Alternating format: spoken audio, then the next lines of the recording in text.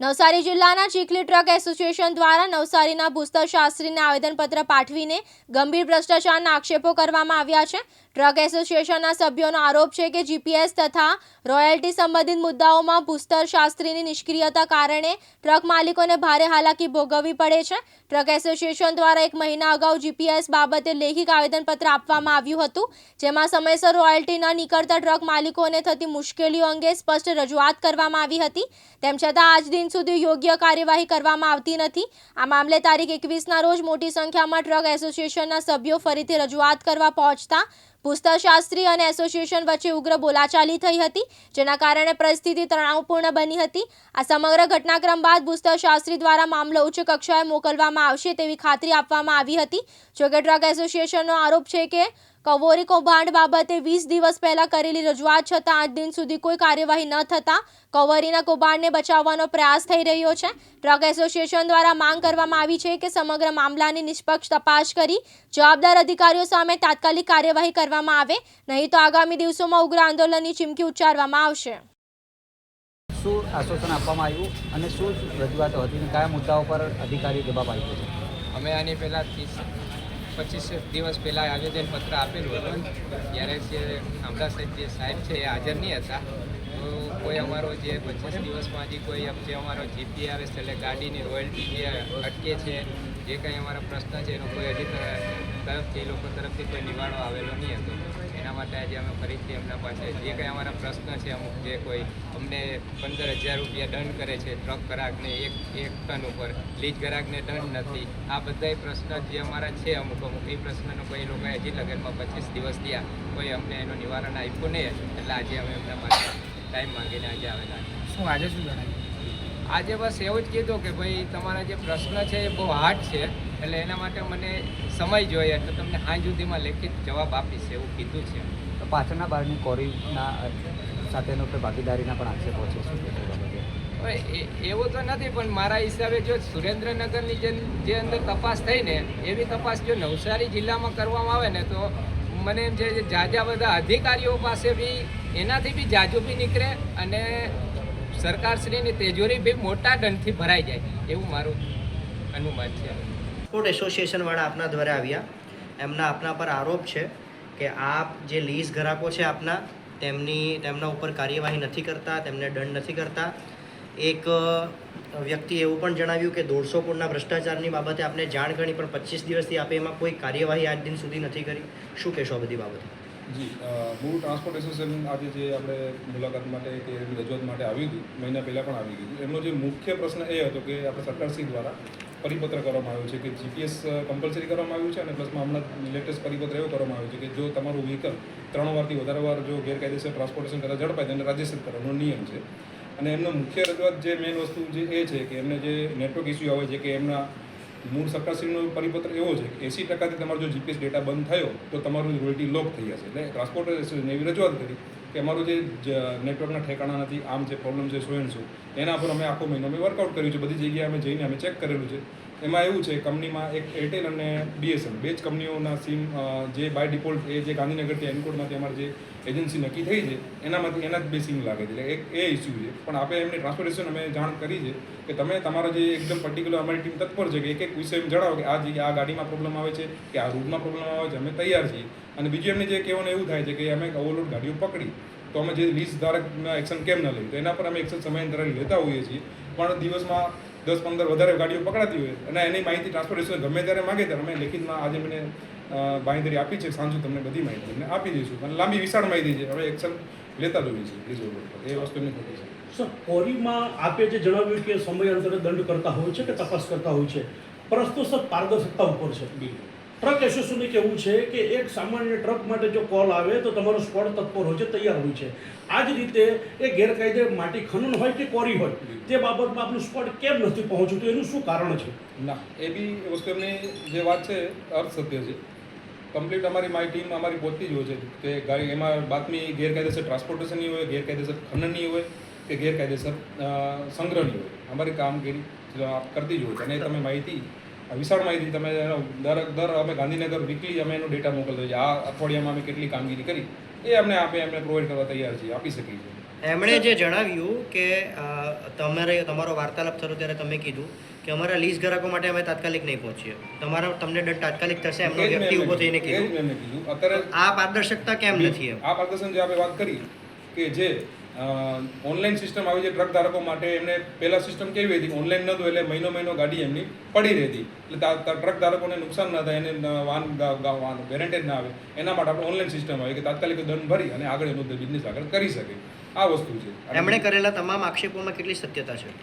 ના, કોઈ સત્યતા નથી. આમાં નિયમ અનુસાર જે કામગીરી આમાં ઓન રેકોર્ડ માહિતી બોલે છે, એટલે એ વસ્તુ જે એમની કોઈ સત્યતા નથી મારું કહેવાનું છે. સર હવે જે રોયલ્ટીનો સમય છે, રોયલ્ટી કેટલા વાગ્યા સુધી નીકળે? રોયલ્ટીમાં નિયમ એવો છે, સાદી રેતીમાં સવારે 6 થી સાંજે 6 વાગ્યા સુધી નિયમ છે. શેમાં? લીઝમાં. પણ જો એ જ વસ્તુ જો સ્ટોકમાં હોય રેતી તો એ 24 કલાક રોયલ્ટી નીકળે છે. બાકી કોઈ પણ ખનીજમાં 24 કલાક રોયલ્ટી નીકળે છે. સર જે તળાવ ખોદવામાં આવે છે તો તેની અંદર 24 કલાક રોયલ્ટી નીકળે છે? ના, આ નીકળે છે. માટી છે. 24 કલાકમાં નીકાળી શકાય છે. યસ, બિલકુલ. તો રાતના દરમિયાન પણ જે ખનન થાય અને શહેરમાં જે ટ્રકો બંધ નીકળે એ લીગલી છે? બિલકુલ. માટી નીકળે છે, રોયલ્ટી 24 કલાક નીકળે છે તો લીગલ છે. મતલબ 24 કલાકનું પ્રાવધાન છે? પ્રાવધાન છે. અચ્છા. સાહેબ, સરકારી ખનીજવાળી ખાંડની જગ્યા હોય ત્યાંથી જો માટી ખોદાતી હોય, રેતી ખોદાતી હોય તો તે ગેરકાયદેસર છે કે નહીં? બિલકુલ. જો એને પરમિશન નહીં લીધી હોય તો ગેરકાયદેસર છે. મિર્ઝાપુર ખાતે આવું ખનન વર્ષોથી ચાલે છે, આ બાબતે આપણે શું કાર્યવાહી કરી? જે એક્શન જેટલી ફરિયાદ આવી છે આપણે એને એક્શન લેવામાં આવે. આપ માહિતી ગમે ત્યારે માંગી શકો છો. અને સાહેબ એક્શન લેવા પછી પણ એ જ ને એક વસ્તુ છે કે ભૂલ એકવાર થાય, પરંતુ વારંવાર પુનરાવર્તન થાય તે ભૂલ ના હોય, એ ગુનો હોય, જાણી જોઈને આચરવામાં આવે છે.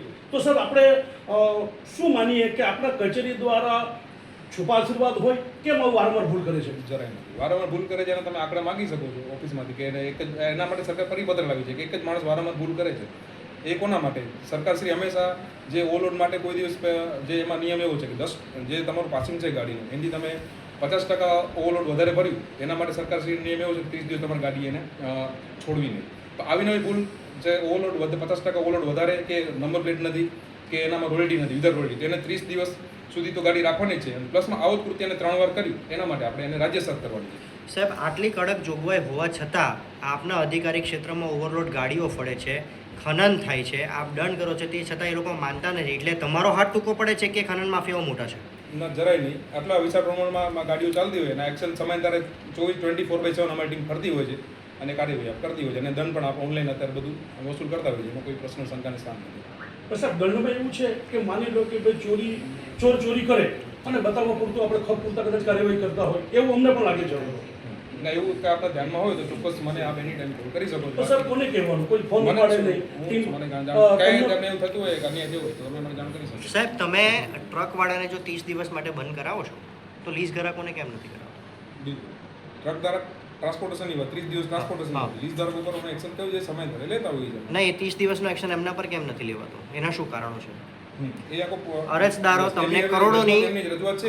અત્યારે સરકાર અમને આ એક સૂચના અમને આપી છે. જો એ બી સરકાર અમને એવું નહીં સાહેબ, એક જાહેર સેવક તરીકે આપની ફરજ છે કે આપના અધિકાર ક્ષેત્રમાં કરોડો રૂપિયાની જો ખાણ ખનીજની ચોરી થતી હોય, જે ફરિયાદીએ કીધું, તો તેના ઉપર 25 દિવસ બાદ પણ એક્શન કેમ નથી લેવાતા? આપણે શું તપાસ કરીએ એમાં? એ જ મેં તમને અગાઉ પણ કીધું કે આખો મહિનો અમે જે બધા સ્પોટ ઉપર ફરી અને એનું નેટવર્કને બધા ચેક કર્યું છે કે શું પ્રશ્ન આવે છે એના. અને બીજું કે આપણે સમક્ષ વિદેશ હું જણાવવા માંગુ છું કે જે શરૂઆતમાં 25 દિવસ જે પ્રશ્ન હતો એમાં હતી પ્રોબ્લેમ, નો ડાઉટ એમની પ્રોબ્લેમ હતી. એમાંથી ઓલમોસ્ટ 70-60% પ્રોબ્લેમ, 60-70% પ્રોબ્લેમ સોલ્વ થઈ ગઈ. જે પહેલાં જે પ્રશ્નો એરર આવતી હતી ગાડીઓમાં એનાથી 60-70% પ્રશ્નો અત્યારે સોલ્વ થઈ ગયા. કેટલો દંડ કરાયો છે એમાં અત્યાર સુધી? આ એમના પ્રશ્ન પ્રમાણે કેટલા રૂપિયાનો દંડ? માહિતી તો તમારે અત્યારે હાલમાં નહીં આપી શકું પણ તમને મળી જશે વીટીએમાં. આશરે કઈ હશે ને આંકડાકીય? આપે જ કર્યો છે તો આપણી પાસે આંકડાકીય માહિતી તો હશે. ઓનલાઈન અત્યારે એક્ઝેક્ટ હું નહીં કહી શકું, પછી ખોટું પડશે. સર દક્ષિણ ગુજરાતમાં અત્યારે ખનન બાબતમાં અને ખાસ કરીને ગેરકાયદે ખનન પરવાનગી વગર એવું કૃત્યમાં નવસારી સર એકદમ મોખરે છે. હાલે પરિસ્થિતિ છે. આંકડાકીય હાલમાં મારી પાસે નથી. આંકડાકીય તમે જો આ પરિસ્થિતિ જરાય કોઈ માનવાનું કોઈ કારણ નથી. આપણે ગેરકાયદેસર ખનનમાં પણ અગ્રેસર છીએ અને રોયલ્ટીની આવકમાં આપણો જિલ્લો ગુજરાતમાં, સમગ્ર ગુજરાતમાં ટોપ 5માં છે. કારણ કે એવું અવારનવાર અમે પણ જોયું છે કે કોઈ એક ટીમ એવી બાપની બહાર બેસી રહી છે. હવે આપણા કોન્ટેક્ટમાં છે કે નથી મને ખબર નથી, પણ એવું સાંભળવામાં આવે છે કે આપણી ગાડી નીકળે અને જે માફિયા હોય, ખનન માફિયા હોય, રેતી માફિયા સક્રિય થઈ ગયા એટલે મશીન હટાવી દે, બંધ કરી દે છે. આ વસ્તુ ઉપર મને 2 વર્ષ પહેલાં અમે એફઆઈઆર પણ કરેલી છે વોટ્સએપ ગ્રુપ ઉપર. અને આ એક બહુ અમારી ફરજ રૂકાવટ માટે આજે લોકો ખનીજ માફિયાઓ વોટ્સએપ ગ્રુપ બની રેકી કરતા હોય એના પર અમે એક્શન લઈએ છીએ. જો અમે પકડાય એટલે અમે તાત્કાલિક એને પોલીસ ફરિયાદ જ કરીએ છીએ. સાહેબ છેલ્લો પ્રશ્ન છે કે આપ એક અધિકારી છો, માની લો કે આપે કોઈ કામસર ગાંધીનગર કે સુરત કે કંઈક બીજા જિલ્લાનો ચાર્જ પણ છે, તો એવું છે કે આપણા નીચેનો જે સ્ટાફ છે એ લોકોના સેટિંગમાં વહીવટ ચાલતો હોય અથવા આપણે ના ખબર હોય?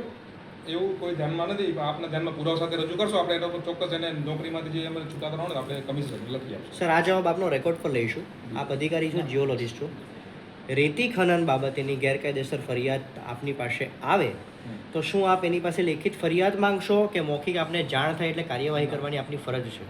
લેખિત આવે તો એક્શન લઈ જાય. કદાચ સપોઝ ફોન આવે ને તો અમે ફરિયાદીનું નામ પણ નથી પૂછતા, સીધું એમ કે લોકેશન આપો, અમે એક્શન લીધો. ત્યાં જ આપણે વેરીફાઈ કરશું આ ફરિયાદ લીગલ છે, વેરીફાઈ છે કે લીઝ છે કે પરમિટ છે શું છે. જો એવું અમે આગળ નથી જો આપના અથવા આપની ટીમ દ્વારા આવી મૌખિક ફરિયાદો પર કાર્યવાહી ન થાય તો શું કરવું? એવું થયું નથી.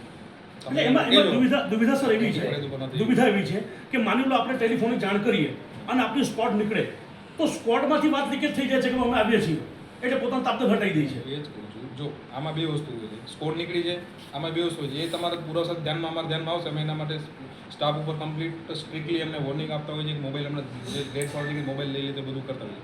પણ પુરાવા સાથે વાત આવે તો અમે એને બરતરફ પણ કરેલી. તમને ખ્યાલ હોય ભૂતકાળમાં એક આપણે સિક્યુરિટી કાર્ડ બરતરફ કરેલું છે. અને બીજું, અને તમે કીધું એ પ્રમાણે વોટ્સએપ ગ્રુપ તો એક્ટિવ હોય છે ખનન માફિયા. અજીતસિંહ ઠાકોર, દિવ્યાંગ ન્યૂઝ, નવસારી.